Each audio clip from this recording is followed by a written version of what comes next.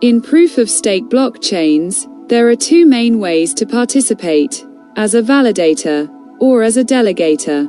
But what's the actual difference? And which role fits different types of participants? Let's break it down clearly. What is a validator? A validator is responsible for verifying transactions, proposing new blocks, securing the network.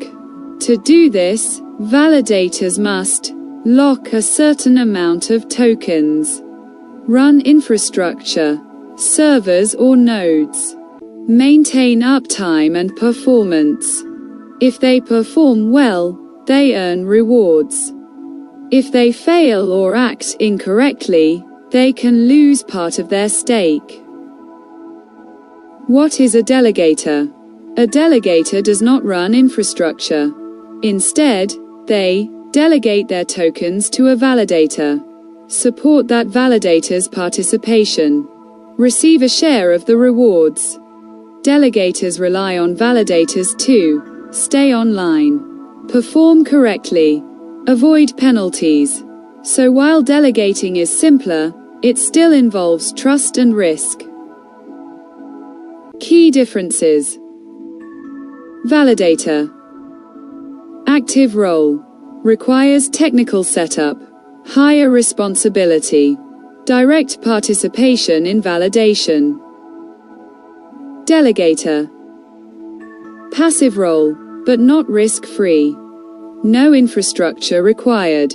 Lower technical barrier. Indirect participation. Both contribute to the network, just in different ways. Risks and considerations. Validators face technical failures, slashing risks, operational costs. Delegators face validator mismanagement, reward variability, token lockup periods. So neither role is risk-free. Understanding the structure is more important than chasing rewards. Validator and delegator roles are both essential to proof-of-stake systems. They create a balance between infrastructure and accessibility. In the next video, we'll explain proof-of-stake itself, and why it replaced mining in many blockchains.